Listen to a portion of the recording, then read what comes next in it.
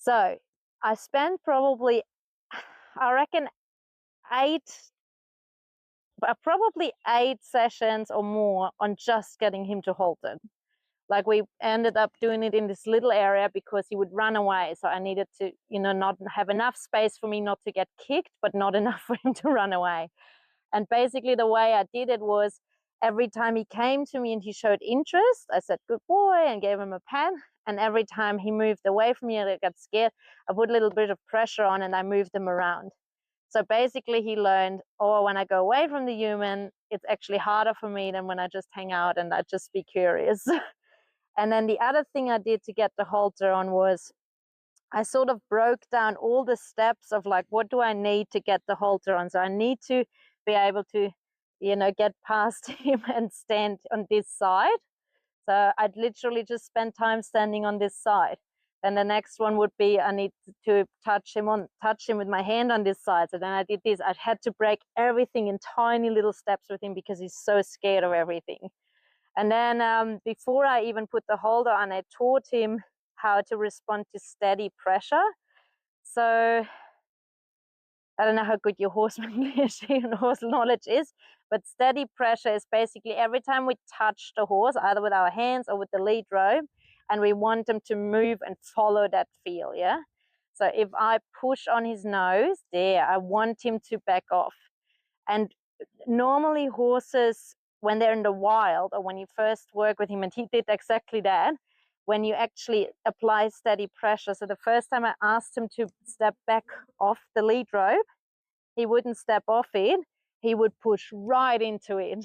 And I even, I don't have it on camera, but one of the first times I asked him to lower his head, just put a little bit of pressure down to the ground, and I wanted him to put his head down. He reared up. So that's a really normal response of a horse. Like, they just push into pressure. So every time a horse gives to pressure, we taught them that. They learned that. So before I even put the halter on, what I did is, I stood on his side, and I literally put my hand here, and then I put a little bit of pressure on, and I asked him, can you feel there? Can you bring your head around? So I taught him that before I put the halter on, because if I wouldn't have taught him that, I would have put the halter on and he would have got scared. I would have had to pull on him and we had to get in the fight and stuff. So I wanted him to know that first. Then we've got the halter on finally, and he's pretty good with that now. That will still, every time I come, he's going to get better and better. So I'm not going to worry and spend lots of time on practicing this more and more. So now we've got to get him ready for the human world. So there's a few things I'm focusing on right now that are really important for him. I want to be able to start picking up his hoofs, because he needs a farrier. This hoof over there is growing really badly, and his whole leg is twisting. And if we don't get that fixed, I'm worried that he might get for life a bad leg. So I want to start picking up his legs. The other thing I really want him to accept is fly spray. Because he's got a heap of ticks and flies on him. So it would be great for him to put something on him to give him some relief.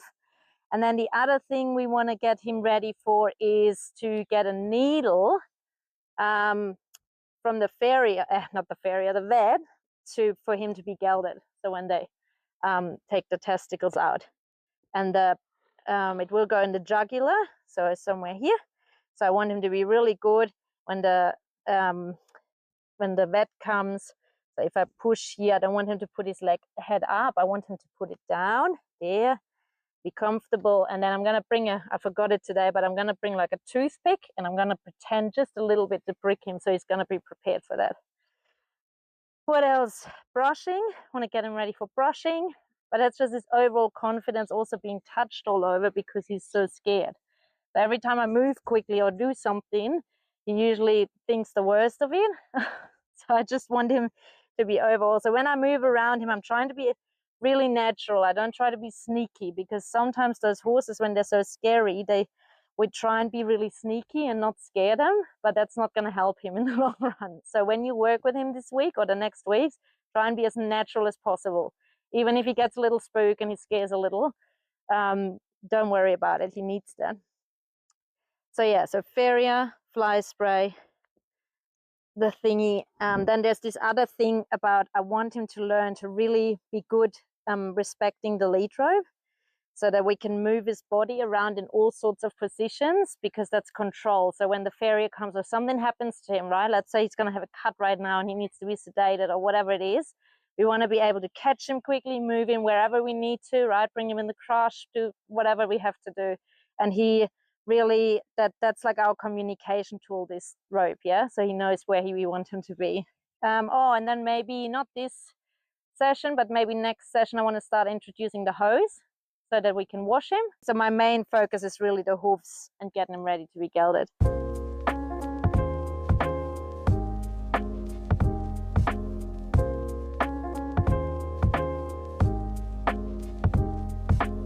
There's one tool that I use that's really common in the horse world, and it's called approach and retreat. So approach is like, let's say he wouldn't like me touching him on his head. If I put my hand on here and he softens and relaxes into it, then I retreat. So I take my hand off, and that teaches him that when he relaxes, that he does the right thing, so to say. I'll show you approach and retreat with the fly spray bottle. You see it the best because he's so scared of it. Okay, I'm gonna get, oh, and so the other thing I was doing, do you want to just hold him? So just stand here with him and hold him. Are you okay to be in the camera? Yeah. Okay, cool. I might ask that for permission. I'm just gonna get the hay. So another thing I've been doing with him, because he's so scared, is I've been putting this hay bucket out. And whenever he's done something good, or we've made a little bit of progress, I actually let him eat a little bit. And that does two things. One thing is he gets a little bit of a reward. So he gets a little bit of dopamine. He gets a little bit happy. He's like, oh, I've done something wrong. I'm able to eat. So now he wants to go. So just hold him and stand where you are. You don't have to hold him close. Yeah. So when we hold a horse right here, we make them feel really claustrophobic, and they're like, oh my God, what's wrong? Why are you holding me so close? So you're better off giving him a little bit of lead rope, and if he moves a little bit, that's fine. If he pulls a lot, you just hold yourself and just sort of sits yourself down, and like, he's pretty good at respecting that. We had a few moments where I let him back to the paddock and get spooked, then he sort of jumped, but the moment he feels the lead rope, he actually stops. So you can be pretty reliant on that. And then the other thing that the hay does for me is, because he's so scared, sometimes he needs a really long time to come back down. So he gets really worked up. He's like, oh, I'm really worried. I'm really worried. And then he doesn't come down and relaxes. So when I bring him over to the hay, if he doesn't eat, I know that he is not relaxed enough, because horses that are worried don't eat. So it's just, for me, a bit pretty much like a test. Like, if I bring him back to the hay, is he still worried or is he relaxed enough to eat? And then the other thing I was teaching him is to put the head down, because he had such a big reaction with the rearing up. I was like lowering his head into the food, so it was more enticing. Yeah. Okay, so the first thing I'm going to do today is probably his legs. Actually, I'm going to start with the, just one more time. So I've got this big stick here, and it's just so with a whip, I see them like as an extension of my arm, yeah? And I just want him to get used to it and to understand that I'm not going to hurt him with it, yeah? So it's like, there, see how he's sniffing that? Yeah. So there he's showing curiosity. He's not scared. He's actually sussing it out. So that's great. So that was approach. I came over to his body, and now I'm going to retreat. I take it away because he was curious. So at this stage, when we train a young horse, it's not really about teaching him a skill or teaching him something to do. It's more about teaching him to feel safe and confident, yeah? So now I'm going to use my arm, and I'm going to touch it. So it's basically like just a long arm. And I'm going to touch him, and I'm going to rub him, and I'm going to wait for him again there to look over it and suss it out. There he does, and I retreat, because I want him, I'd retreat every time I can see that he's confident, that he's curious, that he looks at stuff. That's when I retreat, because that's what I want to nurture in him, yeah? And a lot of times when I would do these and touch him, he's pretty good today, he would raise up his head, and then you got to really look at his face. There he looks at it. Great, I retreat. So what happens a lot of time when I was working with him, I would touch him and his head comes up. You're going to see it best at the fly spray later. His head comes up and he stops blinking, and look at his ears. They're really hyper focused on the stick right now. So where his ears are is his attention. So right now he's really paying attention to that stick. There, and then he sniffs and I take it away. Yeah, does that make sense? Yeah, okay. So we really want to watch him and be and sort of try and read his mind a little bit and where he's at and what he's thinking, yeah?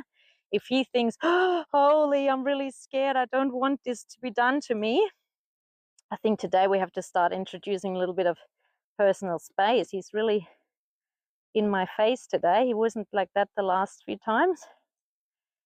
So here his ears are still focused on the stick, but I'm going to keep there for a little while. So he's starting to blink now and his head is lowering.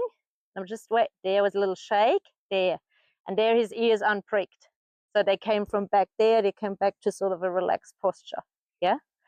So we want to look at his eyes. They need to blink. If they're going just wide open and they don't blink, he's scared. Yeah, he's frozen.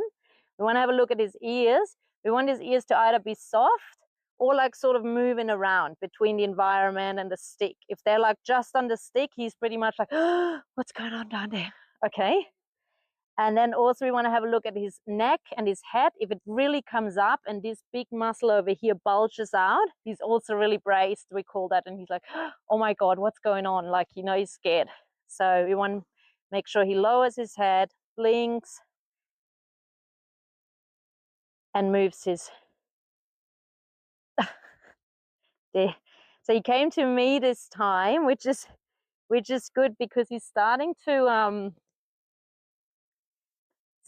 get comfort with me, which is actually really good because the last few sessions he was still a bit scared of me. He wasn't quite sure, like, am I going to help him? Am I his friend? But now he's starting to like get comfortable with coming close to me. So maybe this session I'm going to start just telling him a little bit, hey, that's nice that you want to come and I'm your friend, but also I do have a little bit of a personal bubble around me. Because if he gets too comfortable with being on top of me and he does get scared, he's going to jump in my lap. Like he's going to be, yeah. So we want to build now that confidence in himself, that he can be confident out there by himself, not necessarily with me. So that wasn't a big deal for him. So what I'm going to do now, it's going to make it a bit more difficult. So I let my string out. And I'm going to flick this over his head, over there. Oh, good boy. And there he figures it out. And another thing I do with horses that freeze quite easily, because they literally freeze and they can't move their legs. Whenever, oh, good boy, that shake was like he was letting down. He was like relaxing. What I do is I move their legs sort of as a reward. Yes, good boy. He wants to get to that hay. You can have a hay, let me meet him.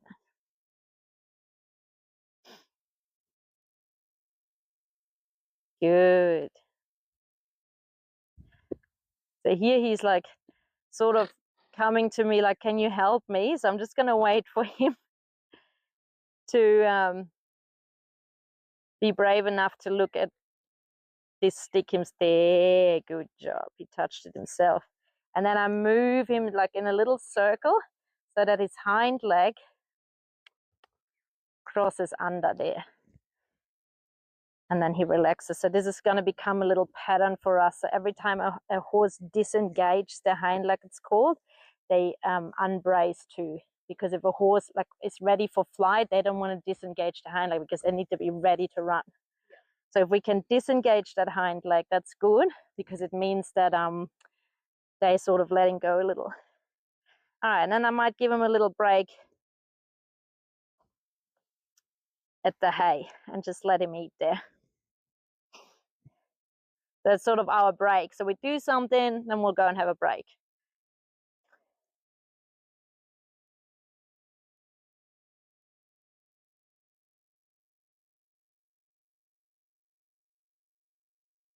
And the very first times I worked with him like that, he would stand at the hay and would not lower his head. Like he would be so scared to lower his head and eat. So it's really good to see that he can now even not eat the hay and just sniff the ground and have a look what he's doing. So just letting you know, the way I work with horses is a bit like, how do I describe it? I spend a lot of time about how they feel and how about their emotions. And if I can get a horse to feel safe with me and feel good about where they are, then I can start teaching them skills. Like, like, I don't know, do a spin, do this kind of stuff, or let's put a saddle on. That's a skill, right? Like, don't be scared of the saddle. But to do all that, I need a horse that feels safe with me first and with the process and with the human. Otherwise, we're just going to have a scared horse and we're just going to do things to the horse and they're going to be really scared. And they either start acting up, or they might freeze and until it's too much and then they're acting up. So I spend a lot of time, especially with the young ones, about just making them feel really, really good with us. So that they feel like, I don't know, you probably maybe know from school, if you have a bad day and you're not feeling good and you don't feel safe, you might have just had a fight with mom or whatever it was, and you go to school, you can't learn. Like your brain, like your body is not ready to learn. Yes, exactly. You just close out. And it's the same for horses. If they don't feel safe, if they feel nervous, and if there's too much stuff going on for them, they can't learn. I can teach him something, but it's not going to stick. He's not going to remember what I'm teaching him. Okay, so then from here, now I'm gonna start just leading him. So that was another thing that he wouldn't do very easily, is following that lead rope. So he wouldn't really trust for me to just go for a walk and him to follow. So I've been and the way I do this, I give myself maybe a meter of lead rope, and I put my hand on my hip, put my finger in my pocket, or whatever you want to do, and I'm just gonna hold it there. So every time he lags behind, he runs into pressure, yeah? There. Doesn't feel so good for him. So he will learn to exactly keep the right distance and the right feel on his head, yeah? If I go all the time up and forward and up, he never knows where that spot is. So this is why I'm gonna keep it really fixed. I'm gonna try and keep my pace sort of steady at the moment. Later on, we're going to move like a bit slower and a bit faster and see if he can read that energy and pick up on that. And then once he has a good flow, I stop. And I would love him to stop with me, so without me having to pull. So he reads that. He's pretty good at that. Hey, dude. And then another thing I was starting to do is move back.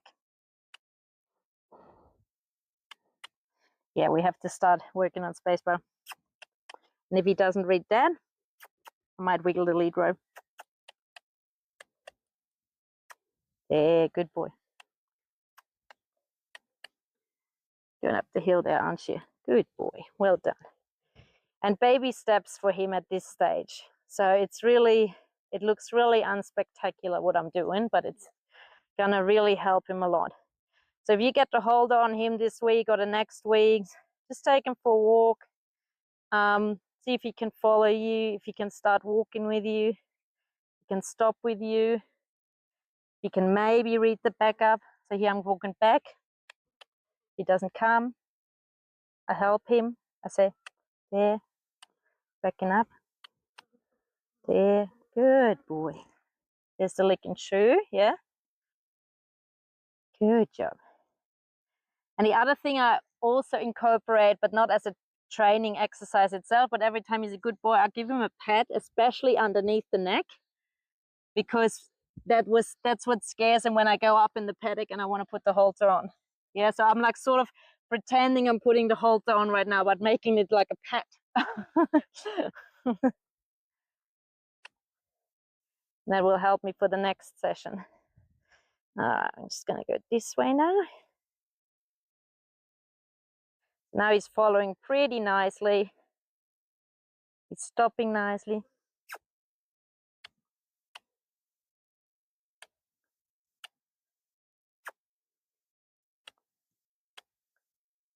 Good boy. Good job. Good job. Good boy. Okay.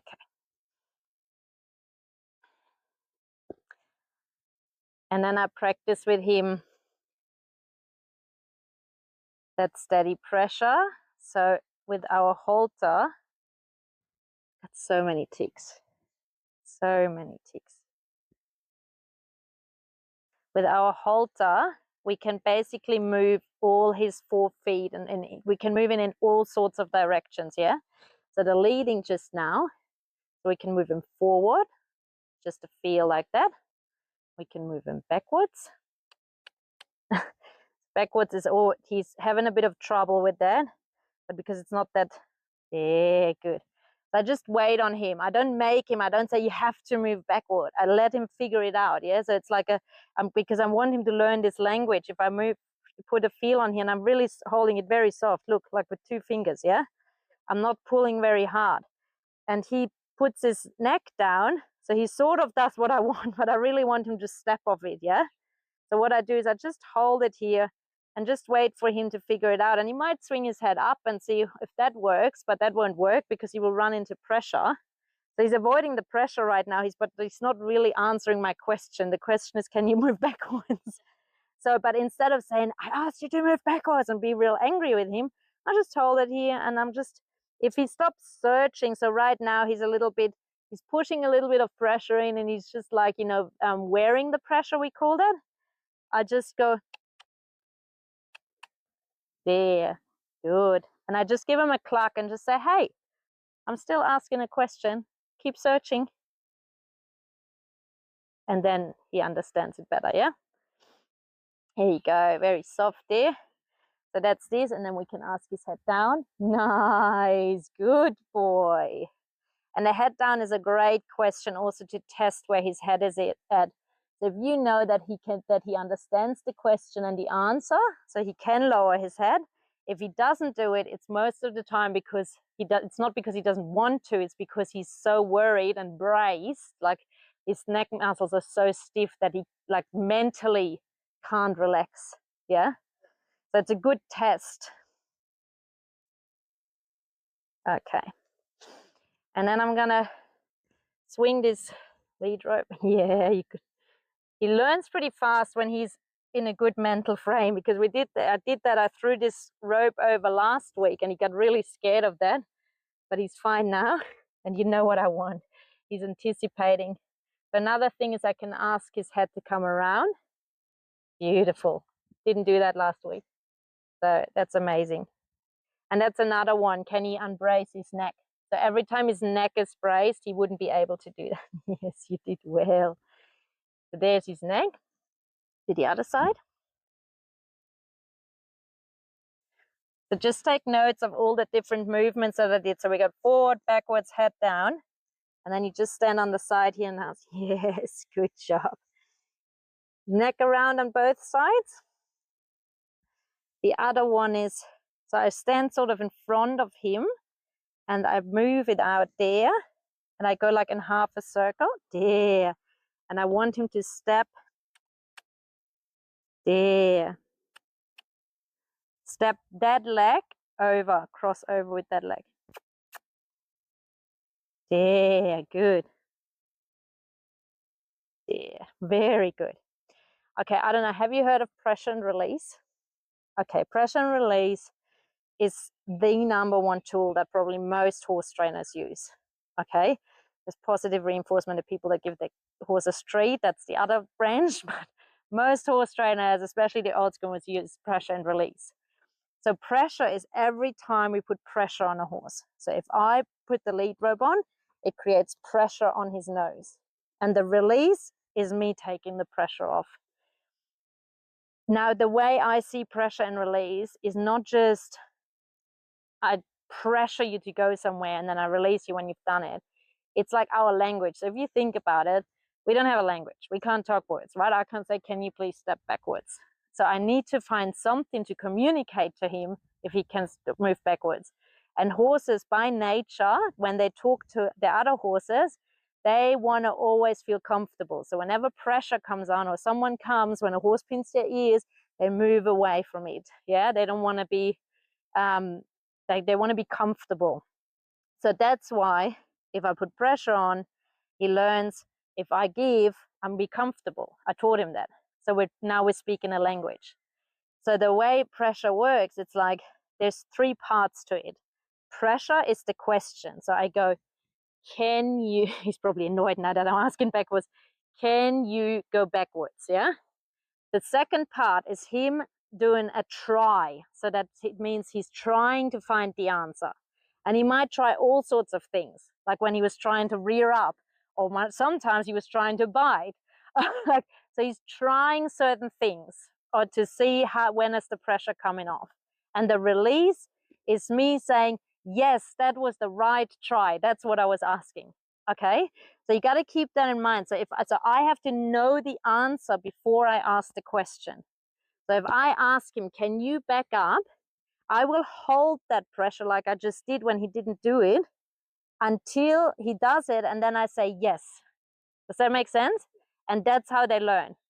That's how a horse learns everything. So when we do riding, that's how they learn. If I put my leg on, that means they have to step to the side. If I like pose or like put my legs on, they have to move forward. That's how we teach them stuff, and that's how we communicate with them. Just little excursion. So that's like the main thing that we do with him. So when I do his, to ask his leg around here at the front, that's how I just came about it. So right now he stepped this leg, but that's not my, so my question is, can you cross this leg over this leg? Yeah. And I will only release when he does it. So now he's sort of there, and I release. Yeah. So you have to know the moment, that's called the timing, when to release. There. Yeah. And then you can start becoming really particular. If he crosses backwards, you wouldn't release. Yeah. Good. And that's how he learns then. Yeah. And that's how he becomes super soft, because he gets a release. He understands the question all the time. Yeah. And then when I want him to do 3 steps, I release between every, there he goes behind, there. So I release. Good boy. I release between every step. Release. Can you cross? Yes, release. Can you cross? Yes, release. And the more you practice it, the more fluid it will become. Yeah, at the moment it's a bit robotic, and it's like, yes, yes. All right, you're doing this really well, buddy. Good job. Good job. Yes, you're doing this really well. Okay. And then the other thing, so we moved the hind end now, and now I want to move the back end. So I want him to disengage his hindquarters again. So I move my hand up. I might come over first. So I move my hand up over to his withers. There. Release. So the movement goes up to the withers. He's doing this really well. So he's there. There. Because he's doing this so well, I might just hold it for a little bit longer and see if he can do really nice one. Now he gets confused because he doesn't get the answer. He's like, I thought I'm doing what you asked me to do. There. Nice. There's a lick and shoe. Because we just learned something. We tried something more difficult, and he got a little bit worried, and then he calmed down. So before he was sort of walking forward and did a little cross, so I was really holding it until he locked his front end and really crossed under. But he's doing this really, really nice. You don't want to do too many hind quarter yields with those young ones, because it's quite strenuous. So he's trying things now. See how he's like thinking, oh, what if I go backwards? No, that's not the answer. So I'm holding the pressure. Now he's like, what if I give my head? There. And I only release when he crosses the hind end, because I know the answer. I know when he's going to get his release. Good job, buddy. The reason why it's important to teach him all of that is because that's how we ultimately have control over him. Yeah. if, like, imagine you're on a road or something and there's a big truck and he gets worried, okay? You don't want him to pull out of your hand or, you know, go all crazy. You want him to understand at the end of the lead rope there's a human on, and if he follows that, feel that he's safe. Yeah. And also we might have to, you know, if you're on the road, you might have to put him in a narrow or in a particular spot so he's safe. So you need to be able, hey, can you maybe move those hindquarters a little bit there, or can you move your forehand a little bit there? Yeah, all of these kind of things. It's really important for him to learn that. All right, let's see how he's feeling about brushing today. Yeah. So I just bring a brush and I just start brushing him, yeah? Don't make a big fuss, just be real natural. Just brush him. And you can do that with a bit of hay. There, he got scared.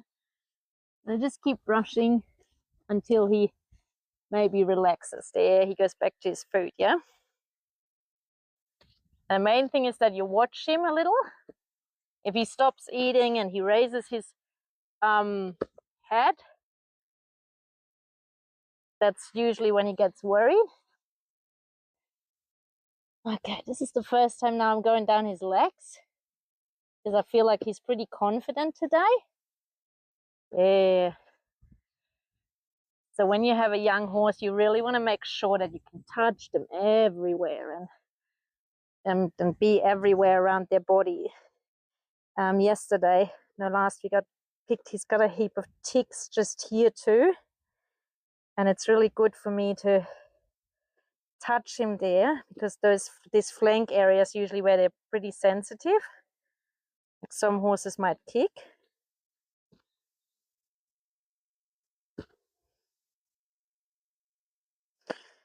So here, that could have meant I'm going to kick here, but I watched his head and his head looked really relaxed. So I've decided it's probably just him shooing a fly.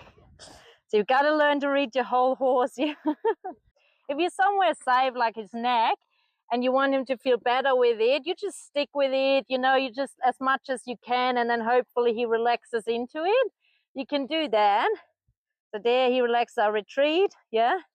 So that's that approach and retreat. So we're going to retreat when he feels good in his mind.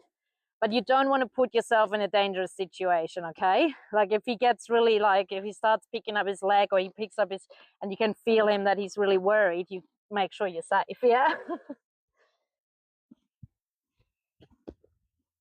Yeah, you're doing that well, buddy.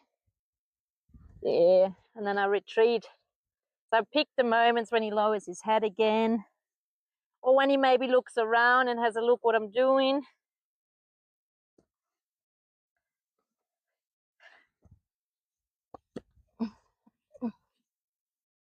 Good boy. Oh, I might be able to do those back legs today. And then I'll go in his flank area again and just pick the ticks off. Got a lot, buddy. Let's just do it. Super relaxed today. Super good. Super good. Might move on to the fly spray. You want to do it with water because you're wasting a lot. Yeah. Yes, good, boys. I see how he checks it out. I walk away, retreat. So now it's like I know that he's really worried about the fly spray. So I'm gonna show you approach and retreat. So that's the approach. I'll literally just show him the bottle at this stage, yeah? Brave, retreat. Like it sounds like it's a really slow process with especially a spooky horse, but you're better off doing it right and really building his confidence rather than just pushing him into freeze and then he just stands still, but he's not comfortable. I loved how he kept chewing there. Did you see that? Like he was licking the bottle, but he kept chewing. So a lot of people, like classical horse people especially, they believe that when a horse chews, they relax their whole body because there's a muscle going from the tongue, the hyoid, it goes all the way basically back to the back legs. And for them to be relaxed in their whole body, they need to be relaxed in the mouth, yeah? So whenever you see this lip being really, really tight and sucked in, like here it's a bit tight. It's a bit point. You might want to wait until he licks and chews. See how his head is higher now too? Yeah. So he's worried about this. Yeah. So I'm just going to wait for him now. So he had a few sniffs now. Now I'm going to start the spraying, but I don't go and spray right at him. What I'm going to do is I'm just going to stand here and I'm just going to wait for him to have a moment of coming down. So see how his head sort of goes, so it lowers down a little. And there's a lick and chew. So I knew that was coming. I knew he was still holding on to that. So I wait until we have that lick and chew before we proceed. And now what I'm going to do is I'm going to just spray for the first time, and I get scared and I retreat straight away just to let him know I can see you're scared. Yeah. And now we're going to have the same thing. And look where his ears are too now. They're fixated on the bottle. Yeah. He's fixating over it. So I'm waiting for him now to start blinking more again. His blink rate's not real high. To unlock his ears. So like sort of there, his ears go normal. He's looking at the birds there now.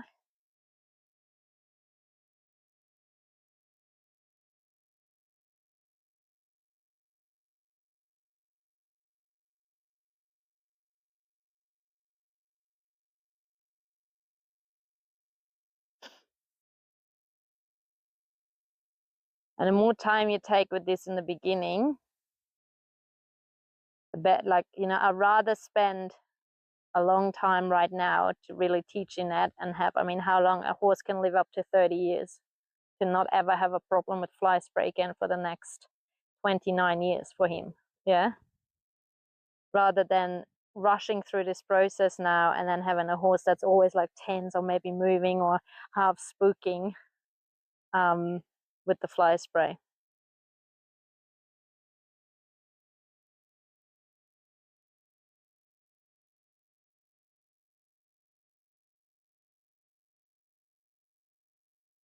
And he still hasn't let go of it.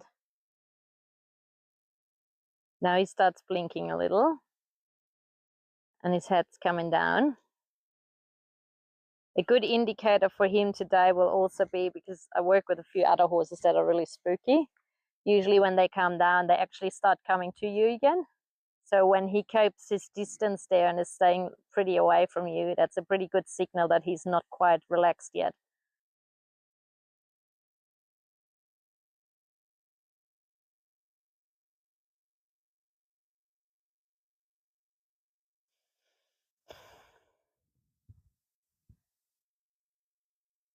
And then there's sometimes a moment when it looks like they're going to sleep. Yeah. See how he looks like he's going to sleep? He's not going to sleep. He's actually just thinking about what just happened and processing and being like, all right, I'm actually safe. Actually, nothing happened.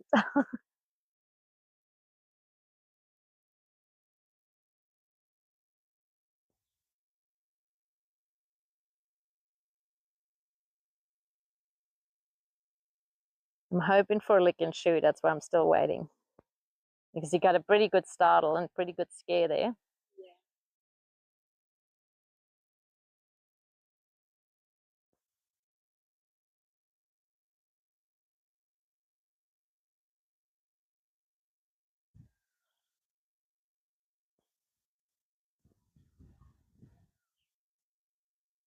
I might sometimes, if they take really long, I could start sort of just unlocking his feet.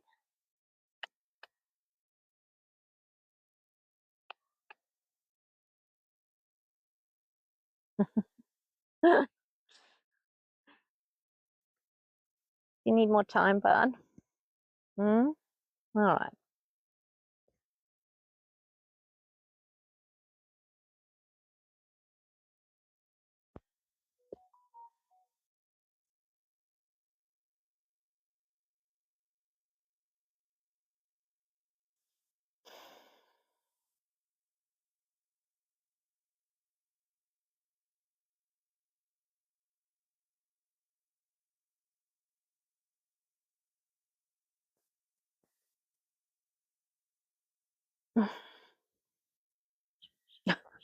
Just gonna, retreat all the way. Yeah, he can unlock. A bit of a risky maneuver leaving the lead rope on the ground with a little one. But I want him to. Ooh. He might learn to. Yep.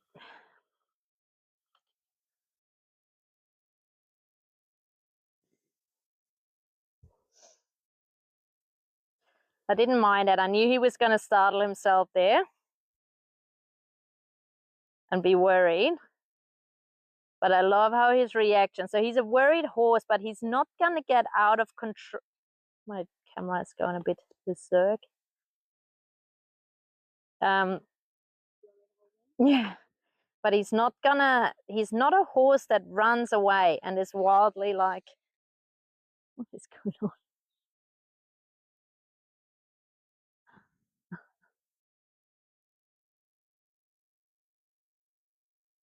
There. He's not a horse that's running wild and is like getting completely off his head. So, which is good. Like, you know, he could have startled himself and then be like off and running around and be like, ah, there you go. Now he comes. All right, I'm going to try again.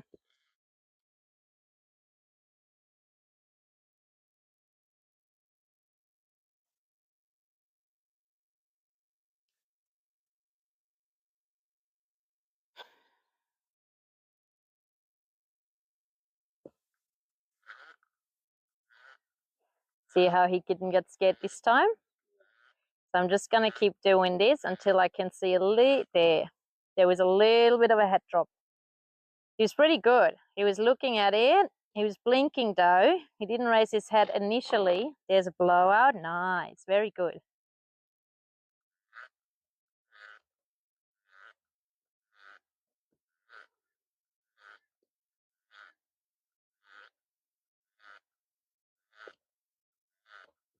There.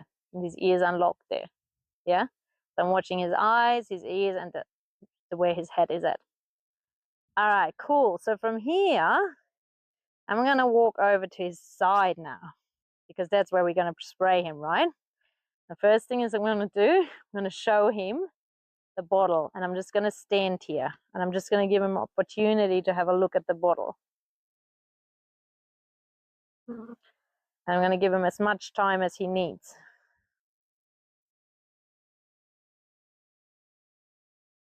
Yeah, it's water bud.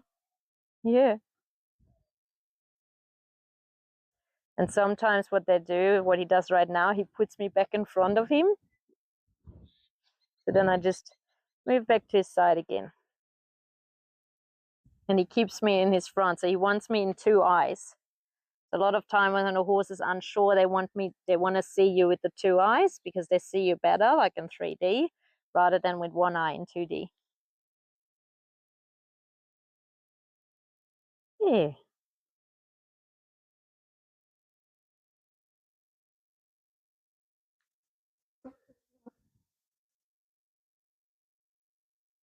No, we're not gonna eat. How about we'll make a deal? We'll get this side done and then you can have something to eat, okay?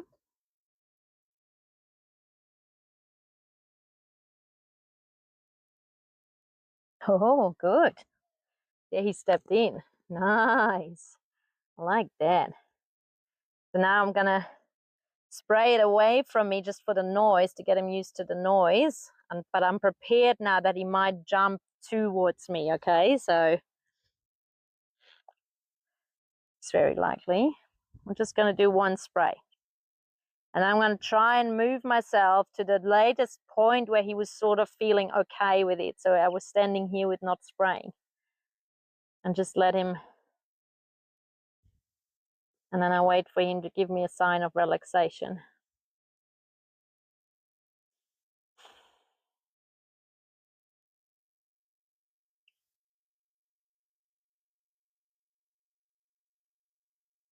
Yeah. That was less.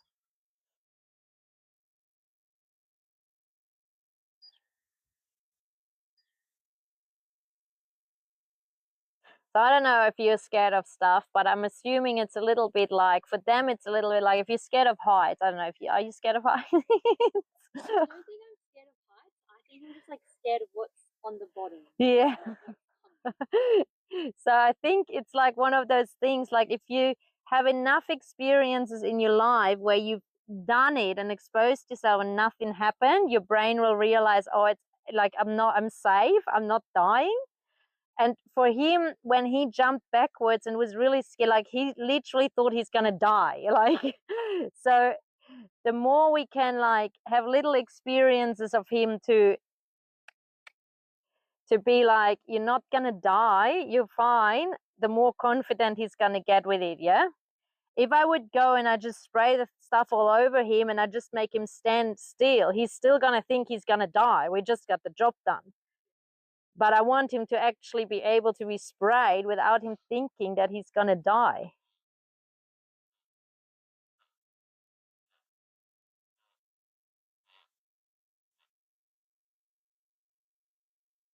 There was a moment where he blinked and his head moved a little bit away from him. Good boy. I like that. That was good. And I might move to the other side. And this is probably his more scary side. So see how he immediately tries and puts me back in front of him. I'm just going to see if I can stay sticky. Like, I'm not going to make a big deal out of it and say, oh, you're not allowed to move backwards and I need you to stay there. I might say, hey, can you? Is it okay if you just... And he says, no, it's not okay. It's like, I'm really scared. And I say, come on, you'll be all right. Gotcha. I've got you. I've got you. Okay, and then I'll wait for him. There's a blink.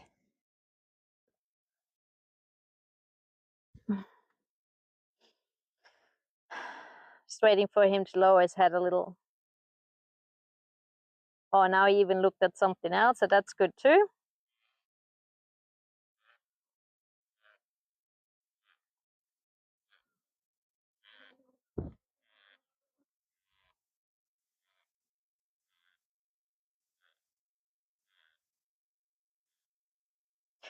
So here what I was doing, initially I thought, I'll move with him and stay in my position next to him. But then I thought, no, you know what I'm going to do? I'm just going to keep spraying and let him move himself to a position where he feels brave enough or safe enough to stand what I'm doing. And that will teach him that he has a little bit of agency and advocacy to, you know, tell me what he likes and where he needs to be.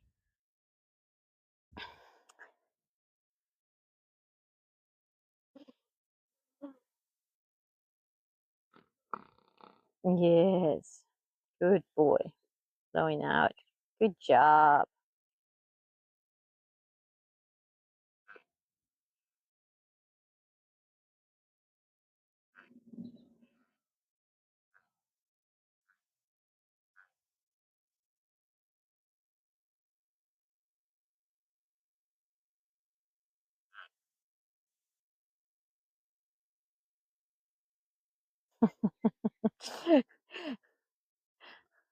What happened here, he looked at me. So before he was like looking at the front, he goes like, I'm not here.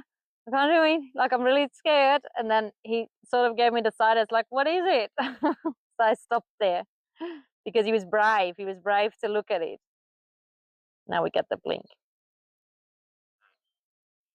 Look at his head now and his eyes. Didn't come up.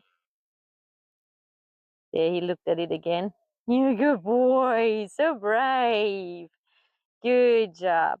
All right, I'm going to leave it there for today because Rome wasn't built in one day. Watch him now. So this is what happened a lot of time. No, it's not too bad, but see how he was just like, I don't know if I can eat. That little bit of hesitation. So because he wasn't quite relaxed yet. So at the very first sessions I worked with him, he was like that, but for like 5 minutes, he like wouldn't eat. Last session I did the fly spray with him, I could only stand in front of him and I could only spray one time and then he would jump backwards. So that's a major improvement. So I might keep working on that, but you can definitely work the next week on the brushing with him, touching him all over,